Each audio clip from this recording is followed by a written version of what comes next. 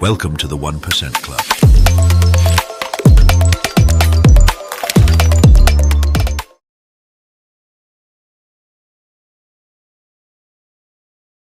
तो अभी हम लोग बात करेंगे टाइप्स ऑफ स्विंग ट्रेडिंग। देखिए, स्विंग ट्रेडिंग तो हम लोग करते हैं। स्विंग ट्रेडिंग के भी कुछ टाइप्स होते हैं। इसमें एक होता है ब्रेकआउट ट्रेडिंग। ब्रेकआउट ट्रेडिंग के बारे में आप लोगों को सबको आइडिया होगा ब्रेकआउट ट्रेडिंग कैसे काम करती है। एक होता है फिर दूसरा जोन ट्रेडिंग। जब मार्केट जब साइडवेज रहती है या फिर एक रेंज में फंसी रहती है या बहुत ज्यादा मार्केट में मोमेंटम नहीं मिलता, तब हम लोग जोन ट्रेडिंग करते हैं। मैं सारी चीजें एक्सप्लेन करूंगा।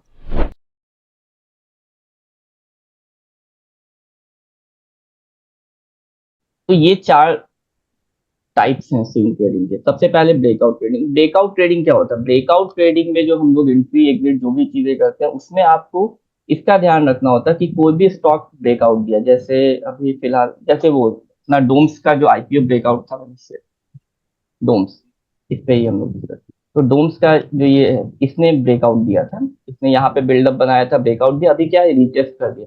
और रीटेस्ट में अगर देखें तो इसमें काफी यहाँ पे अभी भी बुलिशनेस है। तो इसने तो ब्रेकआउट दे दिया। ब्रेकआउट से पहले क्या क्या चीजें देखनी है? कोई भी स्टॉक अगर ब्रेकआउट दे रहा है तो ब्रेकआउट से पहले क्या क्या चीजें देखनी है? अब डोम्स किस सेक्टर का है वो देखना है, किस इंडेक्स में आता है वो देखना है। सारी चीजें हमें देखनी है। जो पिछला सेशन था उसमें हम लोगों ने डिस्कस किया था कि यहाँ पे आके आपको, जैसे अभी डोम्स पे हम लोगों को रिसर्च करना है, तो डोम्स इंडस्ट्रीज में आ जाएंगे। अब डोम्स इंडस्ट्रीज में और कितनी कंपनी है ना? तो ये सारी कंपनी को आपको देखना है। तो इसका क्या है, प्रिंटिंग एंड स्टेशनरी, यहाँ पे आपको स्क्रीनर पे आ जाएगा और आपको ट्रेंड लाइन पे भी आ जाना। ये भी देख लेना है कि वो एसएम स्टेज में है, कहाँ पे है, क्या है, वो सारी चीजें भी आपको देख लेनी। एसएम स्टेज में है या फिर नहीं। अगर एसएम स्टेज 1 तक है तो ठीक है, हम लोग उस पर काम करेंगे। उससे ज्यादा है तो उसको अवॉइड करते हैं। ये एक डोम्स, तो ये जो है एएसएम स्टेज में नहीं है। एएसएम स्टेज में जो स्टॉक्स आते हैं यहाँ पे लिखा रहता है वो एएसएम 1, जैसे क्या था, अपोलो माइक्रो सिस्टम। म्यूट कर ले अपने साइड से। एक मिनट, मैं ही म्यूट कर देता हूँ।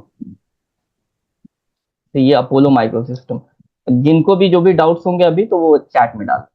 तो ये क्या, एएसएम स्टेज 2 में है ना। बहुत से लोग स्टेज 2 वाले भी स्टॉक्स में भी काम करते हैं, बट मैं अभी जैसा हम लोगों ने देखा तो एएसएम स्टेज 1 तक होता है तो ठीक है। एएसएम स्टेज 2 में अगर आ गया तो फिर उसको अवॉइड कर देना।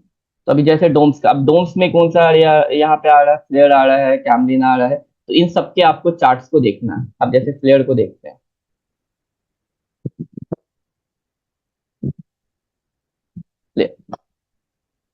तो फ्लेयर का चार्ट कैसा, फ्लेयर का चार्ट भी अगर देखें तो अच्छा ही है। क्यों? क्योंकि यहाँ पे देखें, ये यहाँ से नीचे आ रहा था। इसका जो आईपीओ आया था 500 रुपए पे इसकी लिस्टिंग हुई थी, उसके बाद इसमें काफी करेक्शन है, यहाँ से काफी नीचे आया।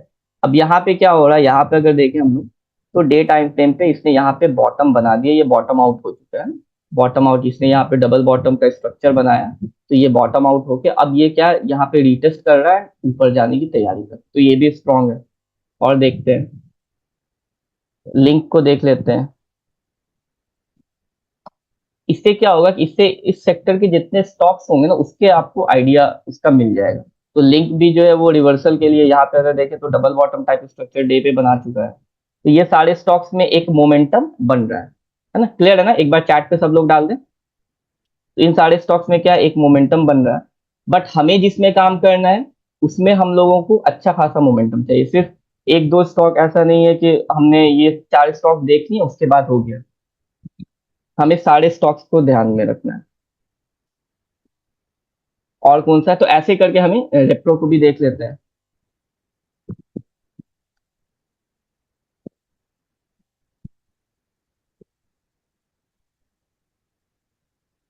ये थोड़ा इलिक्विड स्टॉक लग रहा है, तो इसमें भी कुछ पैटर्न्स बन रहे हैं। तो ये भी मतलब ओवरऑल देखें तो ये जो पूरे सेक्टर है ये ऊपर जाने की तैयारी में।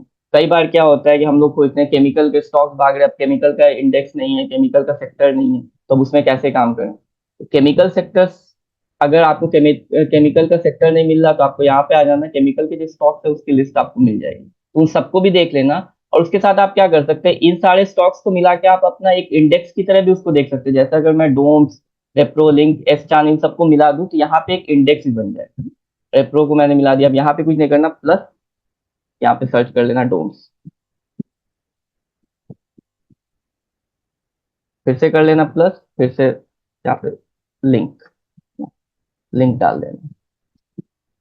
वैसे करके आपको जितने स्टॉक्स ऐड करने हैं उतने डाल देने हैं। यहाँ पे फिर प्लस करके एस चांस, तो ये सारे स्टॉक्स आ गए। अब इस पे एक बार इंटर कर देना तो यहाँ पे आपका एक इंडेक्स की तरह आपको ये दिख जाएगा। तो अगर देखें तो यहाँ पे क्या है, अपने रेजिस्टेंस के लेवल पे है ये, और यहाँ पे एक पैटर्न भी बन रहा है, inverse head and shoulder type pattern. तो ओवरऑल इसमें एक मोमेंटम हम लोगों को अच्छा खासा देखने को मिल सकता है। क्लियर है सबको? ये जोन जैसे ये ब्रीच करेगा तो एक हम लोगों को अच्छा खासा मोमेंटम इसमें दिख सकता है। लार्ज कैप वालों को, स्मॉल कैप वालों को, ये सारी चीजें हम लोग देख लेंगे, उसको मैं आगे देखूंगा। तो वो भी देखना है कि स्टॉक आपका लार्ज कैप में है, स्मॉल कैप में है, किस में है, वो सारी चीजें भी अभी मैं डिस्कस करूँ। तो ये हो गया ऐसे एक सेक्टर। अब ये देखना है कि जो स्टॉक है वो आपका लार्ज कैप का है या स्मॉल कैप का है। तो मैं तो भाई सिंपल, जो मेरा ट्रेडिंग अकाउंट जीरोधा पे, मैं जीरोधा पे आता हूँ फंडामेंटल, और मुझे लगता है यहाँ पे 90% लोगों को मैंने जो खुलवाया वो जीरोधा पे ही खुलवाया है, क्योंकि वो थोड़ा मुझे सही लगता है। बस उसमें प्रॉब्लम एक ही है कि आप स्टॉक बाय करेंगे एनएससी पे, आपको जो पोजीशन में आते हैं वो एनएससी के आते हैं, लेकिन जब आपकी होल्डिंग में वो आ जाएगा तो बीएससी का आ जाएगा। तो ज्यादा बड़ी क्वांटिटी नहीं है तो उसके लिए हम लोगों को कोई मसला नहीं। अब जो एक स्टॉक में 10 लाख 20 लाख रुपए डाले हैं, जिनका 1 करोड़ का पोर्टफोलियो, उन लोगों को थोड़ा लिक्विडिटी का वहां पे इशू हो जाता है, बाकी हम लोगों को नहीं होता है। तो ये देख लिया। अब डोम्स हम लोगों ने इसको हम लोगों ने डिस्कस किया। अब यहाँ पे फॉर एग्जांपल हम लोगों ने डोम्स देखा है, डोम्स। अब डोम्स हम लोगों ने देखा। अब डोम्स का हम लोगों ने सेक्टर देख लिया। डोम्स का क्या सेक्टर है? डोम्स हमारा इसका है, फॉर एग्जाम्पल एजुकेशन का, ठीक है, पेंसिल वगैरह बेचता है, एजुकेशन लेता है। अब डोम्स का सेक्टर कौन सा है? एजुकेशन का। अब डोम्स का फिर देखेंगे किस किस इसमें आ रहा है, स्मॉल कैप है, लार्ज कैप है, किस में आ रहा है। तो डोम्स आपका स्मॉल कैप स्टॉक है। स्मॉल कैप के इंडेक्स को आपको देखना है। तो निफ्टी इंडाइसेस में जब आएंगे तो देखेंगे स्मॉल कैप कैसा परफॉर्म कर रहा है। स्मॉल कैप में क्या हुआ, स्मॉल कैप अपने रेजिस्टेंस जोन पे था, है ना? स्मॉल कैप अपने रेजिस्टेंस, ऑल टाइम हाई के रेजिस्टेंस जोन पे था, और आज क्या हुआ, गैप डाउन हुआ। गैप डाउन होने के बाद क्या हुआ, यहाँ पे मुझे ऐसा लग रहा है कि ये सारे जितने लोग यहाँ पे पहले इंटर कर गए होंगे ना, उन लोगों को कुछ नहीं, आज एसएल हंटिंग हुई है, और अभी तक तो इसमें स्ट्रेंथ है। बड़े टाइम फ्रेम पे भी देखेंगे तो अभी इसमें स्ट्रेंथ है। क्यों? क्योंकि अगर देखें यहाँ से जो ऊपर गया है, यहाँ पे जो फॉल आया था, फॉल आने के बाद क्या हुआ, वीकली पे हमेशा ये इसको 20 SMA को सपोर्ट करता है। अगर देखें यहाँ पे 20 SMA को सपोर्ट किया है, 10 और 20 को लेके चलते हैं। यहाँ पे 10 SMA को सपोर्ट करके ऊपर गया, फिर यहाँ पे 20 SMA पे सपोर्ट लिया, ऊपर किया। और यहाँ पे हम लोगों ने डिस्कस भी किया, जब तक 20 SMA के नीचे जो कैंडल, ब्रेकडाउन कैंडल है, उसके नीचे जब तक क्लोजिंग नहीं आएगी हमें एग्जिट नहीं होना। कई बार ऐसा होता है, ऐसा ऐसा आपको हमेशा देखने को। यहाँ पे जैसे 10 SMA का ब्रेकडाउन आया, थोड़ा बहुत नीचे से क्लोजिंग दी, नेक्स्ट वीक ऊपर चला गया। और यहाँ पे क्या हुआ, 10 SMA का यहाँ पे ब्रेकडाउन आया एंड इसकी लो के नीचे यहाँ पे क्लोजिंग हो गई, उसके नीचे 20, तो 10-20 SMA के ऊपर है स्टॉक, तो फिर सही है, उसमें स्ट्रेंथ है। जिस भी टाइम फ्रेम पे आप देख रहे हैं 10-20 SMA के ऊपर है तो उसमें स्ट्रेंथ है काफी। तो अभी ये क्या है, 10 SMA के आसपास है और 20 SMA के ऊपर चल रहा है, तो अभी भी इसमें स्ट्रेंथ है। अब जब तक इसका ट्रेंड चेंज नहीं होता, पूरा ट्रेंड इसका चेंज नहीं होता है, तो हम लोगों को तब तक ये नहीं मानना कि इसमें बिल्कुल सेलिंग आ गई है।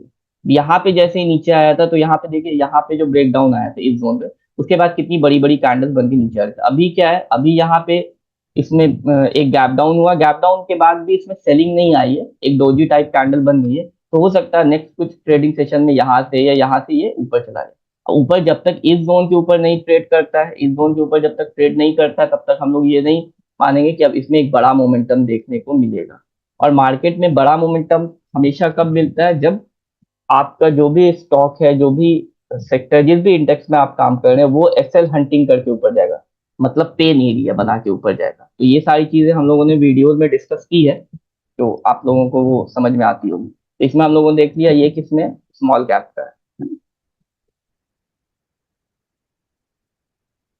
स्मॉल कैप का। तो ये दो चीजें हम लोगों ने देख ली। और इसमें आपको रिस्क रिवॉर्ड रेशियो फेवरेबल मिलेगा तो ही आप इसमें इंटर करेंगे। और इसमें एक जो मेन चीज है वो इसमें बनना चाहिए, वो क्या, प्राइस एक्शन। Price action. तो ये तीन चीज देख के ही आपको किसी भी स्टॉक में इंटर करना है। तो ये हमारे ब्रेकआउट ट्रेडिंग हो। ब्रेकआउट ट्रेडिंग को हमें ऐसे ही हमेशा ब्रेकआउट ट्रेडिंग पे काम करना। उसके बाद क्या, ये जोन ट्रेडिंग। जोन ट्रेडिंग कैसे करना है? जोन ट्रेडिंग आपको कब करना है? जब मार्केट में एक मोमेंटम आपको नहीं मिलेगा। मार्केट में जब तक मोमेंटम नहीं मिलेगा तब तक आपको जोन ट्रेडिंग ही करनी है। मार्केट में मतलब मार्केट अभी किसी रेंज में फंस गया, जैसे यहाँ पे देखते हैं। मैं इसको बहुत से लोग सपोर्ट रेजिस्टेंस ट्रेडिंग स्ट्रैटेजी भी कहते हैं। लेकिन ऐसा नहीं है कि ये सिर्फ सपोर्ट रेजिस्टेंस पे ही काम करता है, ये ट्रेंड लाइन पे भी काम करता है, सपोर्ट रेजिस्टेंस पे ही काम करता है, दोनों चीजों पे काम करता है। अब मार्केट में क्या है, ये इसका रेजिस्टेंस जोन हो गया, ये इसका रेजिस्टेंस जोन हो गया, ये इसका सपोर्ट। अब अगर देखें तो क्या होगा यहाँ पे, मार्केट एक रेंज में फंस जाएगी। मार्केट एक रेंज में फंस जाएगी, सपोर्ट रेजिस्टेंस के बीच फंस जाएगी। तो जब तक यहाँ पे हम लोग ऐसे, जब सपोर्ट रेजिस्टेंस पे हम लोग बात करते हैं, वो सारी चीजें देखते हैं, तो हम लोग क्या डिस्कस करते हैं, कोई भी सपोर्ट का जोन या रेजिस्टेंस का जोन 4 टाइम्स हिट हो जाता है, या 4th टाइम, 3 टाइम्स हिट होने के बाद चांसेस आर हायर कि 4th टाइम में वो ब्रेक कर देगा उस जोन को। अगर 4th टाइम में वो ब्रेक नहीं करता तो 5th टाइम में वो ब्रेक कर ही देगा, ऐसा हम लोग मानते हैं। बट वो सारी चीजें जो है, जब मार्केट एक रेंज बाउंड हो जाती है तो वो सारी चीजें उतना काम नहीं करती। क्यों नहीं करती है? क्योंकि मार्केट में जब प्राइस डाउन ट्रेंड में रहती है तो सपोर्ट ब्रेक होते हैं, और प्राइस अप ट्रेंड में होती है तो रेजिस्टेंस ब्रेक होती है। ये सारी चीजें आप लोगों ने जो प्राइस एक्शन की क्लास है वो की होगी तो सबको पता होगा। जब मार्केट अप ट्रेंड में रहेगी तो रेजिस्टेंस ब्रेक होते हैं, और डाउन ट्रेंड में रहेगी तो सपोर्ट्स ब्रेक होते हैं। अभी यहाँ पे क्या है, ये सपोर्ट जोन है, तो सपोर्ट जोन पे प्राइस आई। अब आपको ये फाइंड कर लेना, किसी भी स्टॉक में देखें,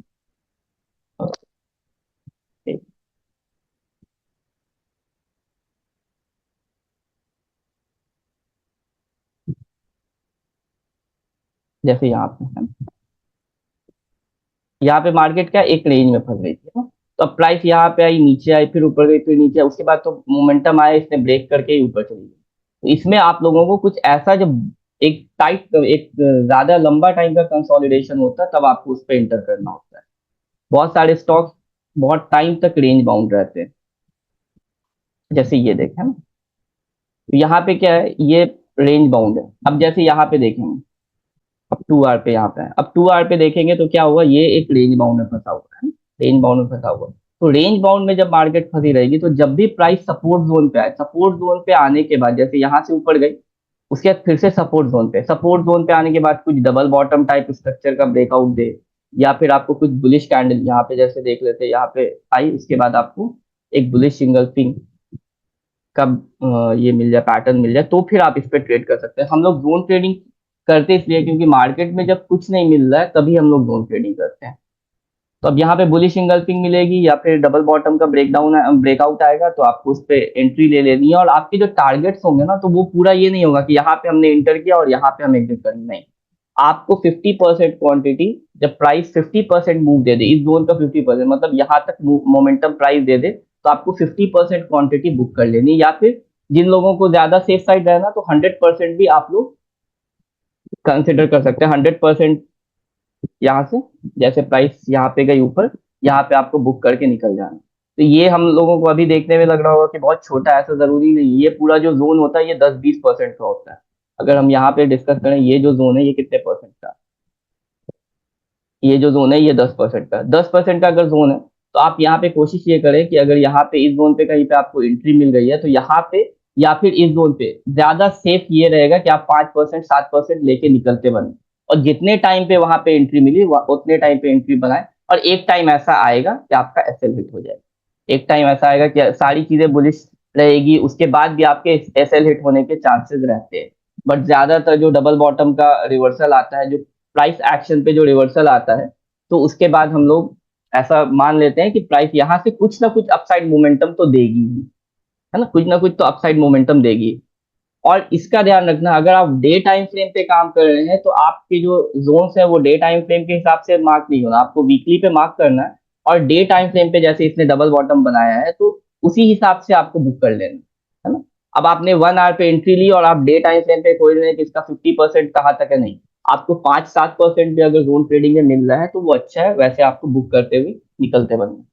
अब रिवर्सल रिवर्सल ट्रेडिंग का क्या, रिवर्सल ट्रेडिंग तो वही है कि आपको मार्केट में एक फॉल आता है, फॉल आने के बाद आपको देखना है कि रिवर्सल प्राइस कहाँ पे से ले रही है। बट मैं ज्यादातर स्विंग ट्रेडिंग में जब मार्केट अच्छी होती है तो ब्रेकआउट को ही कंसिडर करता हूँ। लेकिन सबसे अच्छा रिवर्सल कौन सा होता है, जब प्राइस अपने 52 वीक हाई के आसपास हो। जैसे प्राइस ने यहाँ पे 52 वीक हाई बनाया, ठीक है, यहाँ पे इसका ये 52 वीक हाई का जोन, ये 52 वीक हाई है इसका,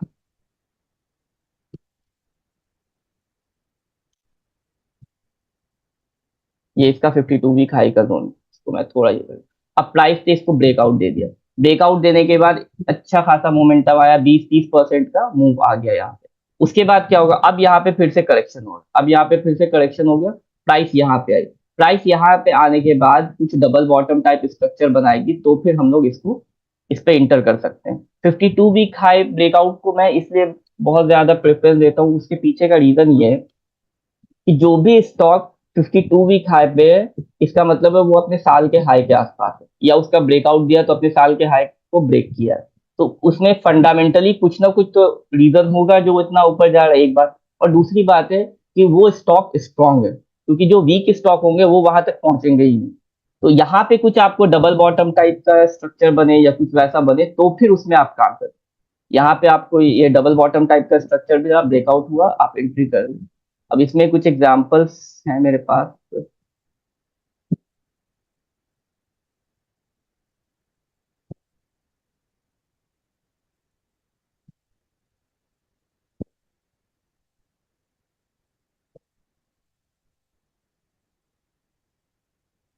अभी तो आज तो स्मॉल कैप में पिटाई हुई तो सारे स्टॉक, हाँ, जैसे ये ट्रिल का स्टॉक।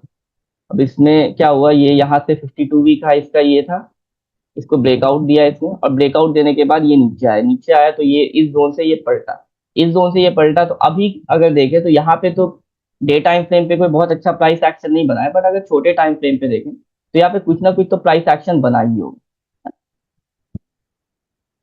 ये छोटे टाइम फ्रेम पे इसने वही डबल बॉटम का स्ट्रक्चर बनाया, इस जोन पे आया, यहाँ से एक मूव आया, ये इसकी नेकलाइन हो गया, और ये क्या है, इस टाइप से कोई डबल बॉटम बना, लाइन चार्ट पे देखेंगे तो ज्यादा अच्छे से ये देखें, कोई डबल बॉटम टाइप का स्ट्रक्चर बनाया, ये इसका नेकलाइन ब्रेक हुआ, और उसके बाद यहाँ पे इसने रीटेस्ट किया होगा इस जोन को, ये तो अपर सर्किट मारते हुए ऊपर निकल गया।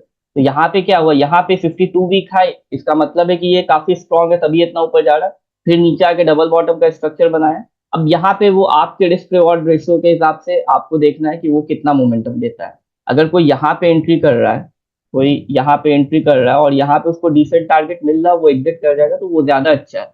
अब सारे स्टॉक्स में कुछ ऐसा मोमेंटम आपको फिर यहाँ पे हम निकल जाएंगे, फिर देखेंगे ये स्टॉक इतना भाग रहा है तो इससे दूर भागे, नहीं नहीं ये तो बहुत भाग गया, नहीं, बाय हाई सेल हायर, हमें ऐसे करके चलो, ठीक है। अब जैसे ये मदरसन यूनियन, इसने भी अपना ये 52 वीक हाई या मल्टी ईयर ब्रेकआउट जो भी हम उसको माने, इसने ब्रेकआउट दिया, और उसके बाद क्या हुआ, इसने यही डबल बॉटम का यहाँ पे ऑल टाइम हाई या 52 वीक हाई को ब्रेक करके ऊपर गया। अब यहाँ पे नीचे आया, इसने क्या किया, डबल बॉटम का स्ट्रक्चर बनाया, डबल बॉटम का स्ट्रक्चर बना के अब ये ऊपर जा। अब यहाँ पे जिसने एंट्री की होगी तो वो अगर यहाँ पे 10%, 5% जो भी बुक कर रहा है, बुक करते हुए निकल जाना है। और आपको इसका ध्यान रखना है कि एंट्री एग्जिट तो मैं बताऊंगा ही, बट एंट्री एग्जिट के लिए आपको जो चीजें बताई गई उसको देखना है। अब जैसे डबल बॉटम में कोई ब्रेकआउट आया है या कोई ब्रेकडाउन, मतलब डबल टॉप पे तो हम लोग एंट्री नहीं, डबल बॉटम में या फिर inverse head and shoulder type, अगर आप ओवरव्यू देखें इसका, फुल स्ट्रक्चर देखें, इसमें क्या है कि इसने कुछ inverse head and shoulder type pattern बनाया, रिटेस्ट करके ये ऊपर जा रहा है। तो एंट्री आपको अपने कन्विक्शन से लेनी है। अब जो डे टाइम फ्रेम पे ले रहा है, छोटे टाइम फ्रेम पे ले रहा है तो उसके टारगेट्स वैसे होंगे, जो बड़े टाइम फ्रेम पे ले रहा है उसके टारगेट्स वैसे। तो यहाँ पे डबल बॉटम इसने बनाया और ये ऊपर चला गया। ऊपर जाने के बाद आज भी थोड़ी बहुत इसमें सेलिंग हुई, लेकिन सेकंड हाफ में ये प्राइस ऊपर चली। और भी स्टॉक्स होंगे, इसने तो ये असेंडिंग ट्रायंगल, इसको बाद में डिस्कस करें। इसमें भी अगर देखें, अगर मैं सारी चीजें हटा दूं तो इसमें भी आपको वो सेम से कर, देखिए, चार्ट स्ट्रक्चर जो है वो सबके हिसाब से सबका अपना अलग अलग होता है डेफिनेशन ट्रेड करने का। किसी के लिए वो और डबल बॉटम डबल टॉप बनेगा, किसी के लिए वो किसी असेंडिंग ट्राइंगल का ब्रेकआउट आएगा। तो वो सबका अपना अपना है, जिसको जो समझ में आए उस हिसाब से ट्रेड कर। इसने क्या किया, 52 वीक हाई का ब्रेकआउट दिया, नीचे आया एक रेंज, इसको हम लोग बेस भी कंसिडर कर सकते हैं। और जो लोग पैटर्न पे ट्रेड करते हैं वो बोले कि डबल बॉटम का भी इसने ब्रेकआउट दिया, यहाँ पे डबल बॉटम ट्रिपल बॉटम का भी ब्रेकआउट दिया। अब जो लोग असेंडिंग, जैसे मैं ज्यादा असेंडिंग ट्राइंगल पे काम करता हूँ, तो मैं बोलूंगा कि भाई नहीं, इसमें असेंडिंग ट्राइंगल हुआ। प्राइस में स्ट्रेंथ है या नहीं, हमें ये देखना। ठीक है, तो यहाँ पे भी डबल बॉटम का ब्रेकआउट आया, रिवर्सल पैटर्न यहाँ से नीचे आया, डबल बॉटम बनाया, ऊपर चला गया। तो ऐसे ट्रेड करेंगे तो ये ज्यादा अच्छी चीज है, ज्यादा सही रहेगा। और शुरू में मैं आप लोगों को इसलिए नहीं बताता हूँ क्योंकि हम लोग डिस्कस क्या करते हैं, जब हम लोग सीखते हैं तो हम लोग क्या डिस्कस करते हैं कि डबल बॉटम को ट्रेड कैसे करना है, जब प्राइस डाउन ट्रेंड में हो, लोअर लो लोअर हाई बनाते हुए नीचे आए, बिल्कुल बिल्कुल बॉटम पे आए, उसके बाद कोई डबल बॉटम टाइप का स्ट्रक्चर बनाए, तो फिर हमें उसको रिटेस्ट पे एंट्री करके अपने टारगेट उस हिसाब से हम लोगों को डिफाइन कर लेना है ना। बट ऐसा जरूरी नहीं है कि आपको हमेशा ऐसे ही स्ट्रक्चर, मार्केट में परफेक्ट कुछ भी नहीं होता है। अगर आप बोलेंगे बिल्कुल परफेक्टली हमें डबल बॉटम ही मिल जाए, इनवर्स हेड एंड शोल्डर ही मिल जाए, नहीं, वैसा नहीं होता है। वैसे आपको कभी पैटर्न नहीं मिलेंगे। पैटर्न वही काम करते हैं जो 95% लोगों को समझ में नहीं आते और प्राइस वहां से ऊपर जाती है। तो जो चीजें हम लोग प्राइस एक्शन में, लास्ट की जो वीडियोज रहती है, चार्ट पैटर्न्स ये सब, उसमें फिर लास्ट वाले लेक्चर्स में ये सारी चीजें हम लोग डिस्कस करते हैं। तो ऐसे पे आपको ट्रेड अभी नहीं करना है। क्यों? क्योंकि ये वाले जो स्टॉक्स होते हैं ना, अब जैसे कोई स्टॉक, कोई भी स्टॉक वीकली पे डबल बॉटम बनाता है, कोई भी स्टॉक बड़े टाइम फ्रेम पे, किसी भी स्टॉक को देख लेते हैं, जैसे टीसीएस को ही देख लेते हैं, किसी का मैसेज, अब जैसे वीकली वीकली पे देखें, डे पे नहीं, वीकली पे कुछ भी पैटर्न बनाता, बिल्कुल बॉटम होगी, कोई डबल बॉटम टाइप का स्ट्रक्चर, जब इसमें सेलिंग हुई होगी, जैसे इन्फोसिस का ये चार्ट है। अब ये क्या, वीकली टाइम फ्रेम पे अगर देखें तो इसमें डबल बॉटम प्रॉपर तो नहीं बना, लेकिन क्या है, एक डाउन ट्रेंड में आया स्टॉक, उसके बाद क्या हुआ, एक बेस फॉर्मेशन, ये पूरा एक इसका ये बेस बना,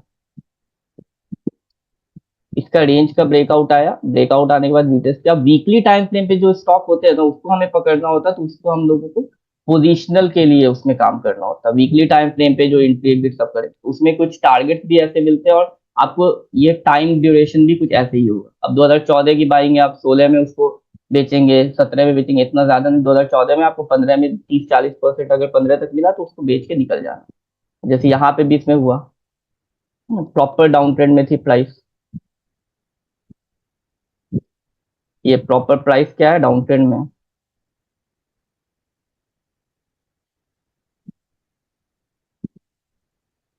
थोड़ा यहाँ से अपसाइड मोमेंटम है, लेकिन फिर से ही नीचे आया। अब यहाँ से प्राइस रिवर्सल लिया, प्राइस ने इस जोन से रिवर्सल लिया, और इस जोन से जब प्राइस ने रिवर्सल लिया तो फिर काफी अच्छा मोमेंटम दिया। तो ऐसे स्टॉक्स को हमें हमेशा ऐसे ही ट्रेड करना है। वीकली टाइम फ्रेम पे जब हम प्रॉपर काम करेंगे, तो हम लोग चार्ट मंथली का देख के और वीकली पे एंट्री एग्जिट करेंगे, तो पोजिशनल में आपको ज्यादा अच्छे टारगेट्स मिलेंगे। और जब पोजिशनल करते हैं तो थोड़ा बहुत फंडामेंटल्स भी उसके देख लेते हैं। बट मैं यहाँ पे बात कर रहा हूँ स्विंग ट्रेडिंग की। तो स्विंग ट्रेडिंग में हम लोगों को कैसे करना है, स्विंग ट्रेडिंग में हम लोगों को, जैसे यहाँ पे क्या था प्राइस, लेकिन यहाँ पे ट्रेंड लाइन का ब्रेकआउट आया, रिटेस्ट किया इसने, डबल बॉटम बनाया, प्राइस ऊपर चली गई। ये भी सही है, जो लार्ज कैप के स्टॉक्स होते हैं तो उसमें हम लोगों को उतना ज्यादा टेंशन नहीं रहता, बट जो स्मॉल कैप के होते हैं तो जरूरी नहीं कि वो स्टॉक भाग ही जाएगा ऊपर, उसे मैनिपुलेशन बहुत ज्यादा होती है। अब उसके बाद क्या है, pattern trading. Pattern trading, reversal, zone, breakout, ये सारी चीजें इसमें भी आ रही। पैटर्न ट्रेडिंग में क्या है, जो हम लोग प्राइस एक्शन जो समझते हैं, उसमें जो पैटर्न्स हम लोग डिस्कस करते हैं, चाहे वो असेंडिंग ट्राइंगल का ब्रेकआउट हो, एक मिनट इसको मैं डिलीट कर देता हूँ, चाहे वो कुछ एक जैसे असेंडिंग ट्राइंगल का ब्रेकआउट हो,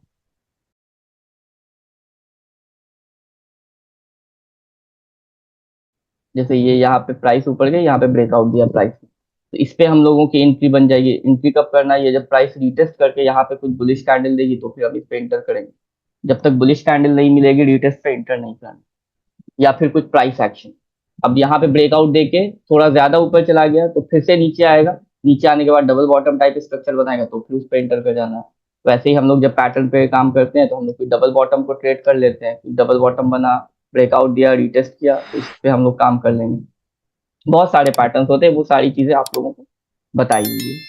और भी पैटर्न्स होते हैं जैसे सिमेट्रिकल ट्रायंगल। सिमेट्रिकल ट्रायंगल में क्या होगा, लोज नीचे की साइड बनेंगे, हाईज ऊपर की साइड बनेंगे, है ना। ये जैसे देखिए, ये हाईज नीचे की साइड बनेंगे, लोज ऊपर की साइड बनेंगे। अब प्राइस अप ट्रेंड में अगर होगी तो चांसेस आर हायर कि प्राइस ऊपर जाएगी, और डाउन ट्रेंड में होगी तो चांसेस आर हायर कि प्राइस डाउन ट्रेंड में वापस से ब्रेक डाउन देंगी। बट कभी कभी ऐसा होगा कि प्राइस अप ट्रेंड में होगी और ब्रेक डाउन नीचे की साइड दे देगी। तो इसलिए पैटर्न जब तक आपको चार्ट पे दिखता नहीं है तब तक ट्रेड नहीं करना। मुझे ऐसा लग रहा है, मुझे ऐसा हो सकता है, ऐसा हम लोगों को इतना कन्विक्शन आ गया, पहले हम लोग काम करेंगे, तो ये सारी चीजें मार्केट में काम नहीं करती है। आप क्या सोच रहे हैं उसकी यहाँ पे एक पैसे की वैल्यू नहीं। मार्केट क्या दिखा रही है, जो वैल्यू है उसी की है। तो अब जैसे ये सिमेट्रिकल ट्रायंगल नीचे आ गया तो हमें उसको इग्नोर कर देना, ऊपर के साइड ब्रेकआउट आके रिटेस्ट कर गया तो उसको फिर हम लोग निकल जाएंगे, उसमें एक एंट्री ले लेंगे। इसका भी ध्यान रखना है, जो जो भी नियरेस्ट रेजिस्टेंस जोन है उसको देख लेना कि वो बहुत स्ट्रांग है या फिर टेस्टेड जोन। अगर बहुत स्ट्रांग रेजिस्टेंस जोन है तो वहां से एक फॉल आएगा, जैसे कि अभी हम लोगों ने एससीएल के चार्ट पे यहाँ पे हुआ था। एससीएल में जो है यहाँ पे काफी स्ट्रांग, मतलब ये एक जोन था ये वाला, और प्राइस इस जोन को प्राइस ने ये एक बार ब्रेकआउट दिया था, बट सेकंड टाइम में भी यहाँ से प्राइस यहाँ से ऊपर जाएगी, प्राइस यहाँ से ऊपर जाएगी। बट क्या है कि प्राइस थोड़ा बहुत तो यहाँ से रिजेक्शन आएगा ही आएगा, तो वो हम लोगों को समझ लेना होता है। ये वाला जो जोन है, इस जोन से थोड़ा बहुत, क्योंकि यहाँ से अगर देखेंगे ये वाला, वो पीछे का जो जोन है अभी सपोर्ट बनाता, फिर से ये रेजिस्टेंस बना, तो ये देखें कि यहाँ से जो फॉल आया है, इसको मैं सारी चीजें रिमूव कर दूँ। अगर ये देखें, ये इस जोन से है ना, ये वाला जो जोन है, इस जोन से जो प्राइस ऊपर गया और यहाँ पे से जो फॉल है बहुत स्ट्रॉन्ग फॉल था, काफी स्ट्रॉन्ग फॉल था। बट क्या है कि यहाँ पे डबल बॉटम का स्ट्रक्चर बना है, इस जोन पे, इस जोन के आसपास एंट्री बनी, और यहाँ से 1:3 का रिस्क रिवॉर्ड रेशियो से इजी एंट्री बनी थी, और यही आपका टारगेट भी था, यही आपका टारगेट भी था। अब जो स्विंग ट्रेडिंग कर रहे हैं वो यहाँ पे एग्जिट कर जाएंगे। यहाँ पे उनको कितना मिला, अगर यहाँ पे इस जोन के आसपास, रिटेस्ट के आसपास एंट्री थी तो यहाँ पे 7, 8, 10% मिल गया। तो स्विंग ट्रेडिंग में 10 से 12% का प्रॉफिट मिल रहा है तो वो बहुत अच्छा, उसको बुक कर लेना। और आपको हमेशा ये डिसाइड करके चलना है कि स्विंग ट्रेडिंग हम कर रहे हैं या पोजिशनल कर रहे हैं। स्टॉक 20% भाग गया तो हम बहुत खुश हो गए, हम बहुत अच्छे ट्रेडर हैं। स्टॉक 20% भागने के बाद फिर 5% नीचे आएगा तो अलमाज भाई को मैसेज करेंगे आप क्या करें, तो वो सही नहीं है। वो आपको पहले डिसाइड करना, ये सबके साथ होता है, ये चीजें सबके साथ होती है, सिर्फ आपके साथ हो रही है तो ऐसा नहीं, सबके साथ होती है। तो उसके लिए ये आपका टारगेट और आपका एसएल, ये दोनों पहले से डिफाइन होना चाहिए। जितने भी ये जो 4 टाइप्स के ट्रेडिंग, स्विंग ट्रेडिंग है, इसमें ये हमेशा हमें देखना है किस सेक्टर का है, उसका इंडेक्स कैसा है, और उसमें अच्छा प्राइस एक्शन बन रहा है या नहीं बन रहा है, उस पूरे सेक्टर में अच्छा प्राइस एक्शन बन रहा है या नहीं बन रहा है, इसका हम लोगों को ध्यान रखना है।